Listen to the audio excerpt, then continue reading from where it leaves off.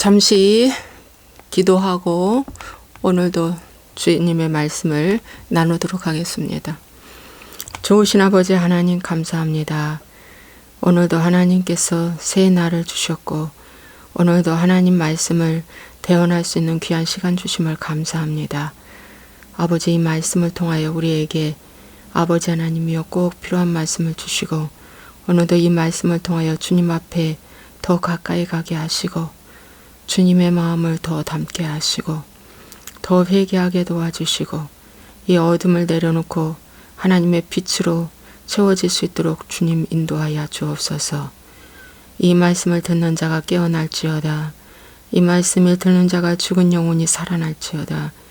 이 말씀이 듣는 자들이 어둠이 발견되고 어둠을 뽑아낼지어다. 이 말씀을 듣는 자들이 하나님을 사랑하고 깊은 주님과의 친밀한 관계로 들어가게 도와주옵소서. 예수님의 이름으로 축복하고 기도합나이다. 아멘. 할렐루야. 오늘은 구하라 찾으라 문을 두드리라 마태복음 7장 7절부터 14절까지 보시겠습니다. 구하라 그리하면 너희에게 주실 것이요 찾으라 그리하면 찾아낼 것이요 문을 두드리라 그리하면 너희에게 열릴 것이니 구하는 이마다 받을 것이요 찾는 이가 찾아낼 것이요 두드리는 이에게 열릴 것이니라. 너희 중에 누가 아들이 떡을 달라 하는데 돌을 주며 생선을 달라 하는데 뱀을 줄 사람이 있겠느냐. 너희가 악한 자라도 좋은 것으로 자식에게 줄 줄 알거든 하물며 하늘에 계신 너희 아버지께서 구하는 자에게 좋은 것으로 주시지 않겠느냐.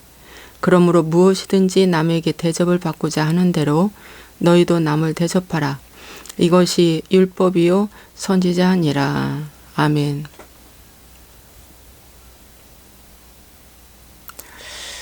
오늘 이 말씀을 가지고 또 한번 상고해 보시겠습니다. 산상수훈에 여기까지가 이제 본론, 산상수훈의 이제 본론의 이제 마지막으로 들어가는 부분입니다. 산상수훈의 본론은 마태복음 5장 13절에서 7장 12절까지 본론으로 들어가고요. 좁은 문으로 시작하라는 말씀부터 7장 13절에서 마지막까지가 이제 산상수훈의 결론입니다.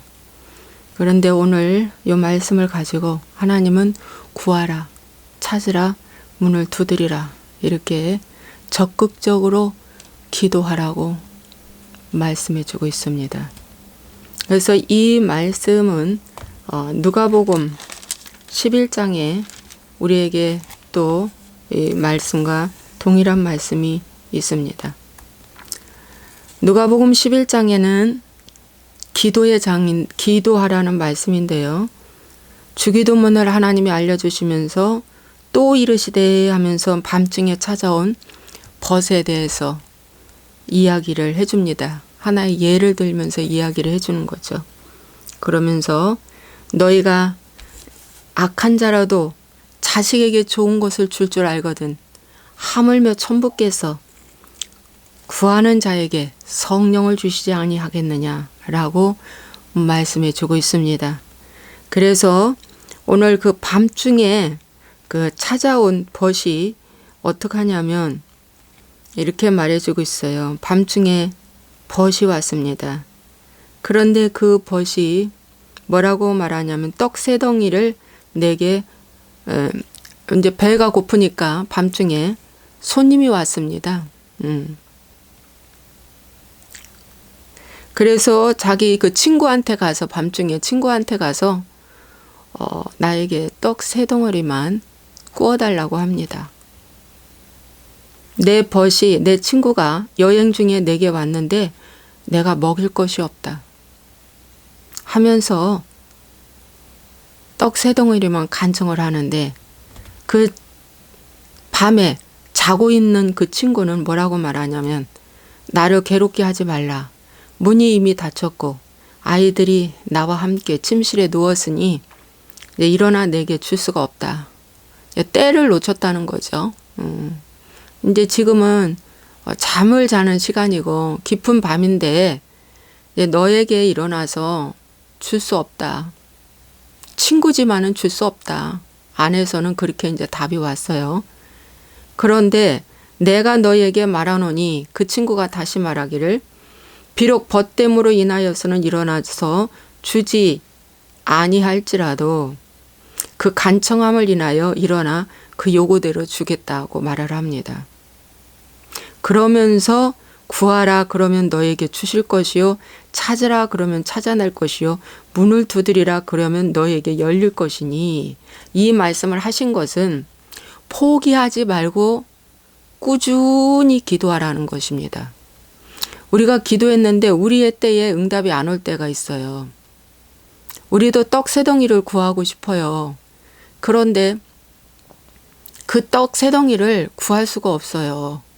그런데도 불구하고 포기하지 말고 끊임없이 기도하라는 것입니다. 줄기차게 기도하라는 거예요. 멈추지 말고. 그럴 때 그 간청함을 인하여 일어나 그 요구대로 준다 그랬어요. 이 세상의 친구도 그 간청함 때문에 준다고 했어요. 벗으로의 관계 때문에 준 것이 아니라 간청함 때문에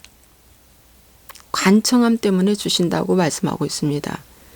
그러므로 이 말씀을 우리에게 이 비유를 말씀을 우리에게 해 주시는 것은 우리가 기도할 때 중간에서 자꾸 포기를 하시잖아요. 아우 이쯤 했는데 왜 응답이 안 될까? 그만해야 되겠다. 이렇게 생각들 하시잖아요. 그런데 그렇게 하지 말라는 것입니다. 그러면서 마태복음 7장에는 또 이런 비유를 말씀해 주고 있어요. 너희 중에 누가 아들이 떡을 달라 하는데 돌을 주며 여기는 이제 자식을 비유하는 겁니다. 부모와 자식 간에. 그 누가복음 11장에는 친구 간에 친구 간에 관계에서 주는 그 예를 들어서 말을 합니다. 그래서 친구도 일어나서 준다. 하물며 여기는 이제 아버지 그 부모가 자식한테 아들이 떡을 달라 하는데 돌을 주며 생선을 달라 하는데 뱀을 줄 사람이 있겠느냐. 너희가 악한 자라도 좋은 것으로 자식에게 줄 줄 알거든. 하물며 하늘에 계신 너희 아버지께서 구하는 자에게 좋은 것으로 주시지 않겠느냐 이겁니다. 맞는 말씀이잖아요. 자, 우리가 자식이 부모한테 달라고 요구할 때 아니 떡을 달라고 하는데 돌 주는 사람 어디 있습니까? 그렇죠. 생선 달라 하는데 뱀 줄 사람이 어디 있습니까? 없죠. 절대 그럴 일이 없어요. 달라고 하는 거 주죠. 그 간청하는 거 주죠. 부모가 자식한테 주죠. 너희가 악한 자라도 자식에게 좋은 것을 줄 줄 알거든. 하물며 하늘 아버지께서 구하는 자에게 좋은 것을 주시지 않겠느냐. 응답이 온다는 것입니다. 응답해 주신다는 것입니다. 반드시 응답해 주신다는 것입니다. 그러므로 무엇이든지 남에게 대접을 받고자 하는 대로 너희도 남을 대접하라. 근데 이 말씀이 지나고 나서 마지막에 무슨 말씀을 하셔요? 남에게 받고 싶으냐? 남에게 대접받을 만큼 너도 남을 대접하라. 이것이 율법이요 선지자니라 말씀하고 있습니다. 이것이 하나님의 말씀이라는 거죠. 그래서 너가 남한테 우리는 다 남한테 대접받고 싶은 마음이 있잖아요. 그죠? 칭찬받고 싶고 인정받고 싶고 대접받고 싶고 호의받고 싶고 다 그런 마음이 있어요. 근데 네가 먼저 하라는 거예요. 성경은 너가 먼저 하라. 이것이 율법, 이것이 말씀이고 선지자다. 그렇게 말씀해주고 있습니다. 그래서 이 말씀을 보고 이 말씀을 하시고 누가복음 11장에는 또 그 비유가 똑같이 나왔어요. 부모와 자식한테 구하는 자에게 좋은 것을 준다 하면서 하늘 아버지께서 구하는 자에게 성령을 주시지 않겠느냐. 맞습니다. 성령을 주십니다. 그 성령이 누구시냐? 하나님을 선물로 받습니다. 인생에게 있어 가장 큰 축복은 하나님을 만나는 것입니다. 하나님을 선물로 받는 것입니다. 저도요, 이 단계까지 오기까지는 제가 우리 여명이 문제와 희원이 우리 큰딸 두 자녀를 위해서 하나님께 간절히 기도했습니다. 세미나도 열심히 다녔고요. 안수도 열심히 받았고요. 저는 우리 여명이 문제는 여명이에 관련된 건 줄 알았어요. 그래서 처음에 그냥 고쳐달라고 했죠. 그런데 점점 기도하면서 무엇을 깨닫게 되냐면, 아, 이 문제는 저에게 있구나.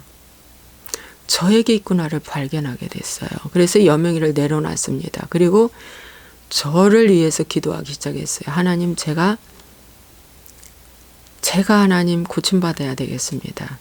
제가 하나님 문제가 있습니다. 하나님, 저에게 긍휼을 베풀어 주셔서 저를 치료해 주세요. 여명이 문제가 아니라 저의 문제라고 보게 되었습니다. 그러면서 간절히 기도하다가 이 복음으로 들은 거예요. 그래서 저는 정말 성령을 선물로 받게 되는 축복을 받게 된 거죠. 이렇게 기도하다가. 정말 저도 열심히 기도하게 됐죠. 그 여명이 문제만 아니었다면 뭐다 이렇게 기도를 했겠어요. 그냥 번영신학, 성공복음,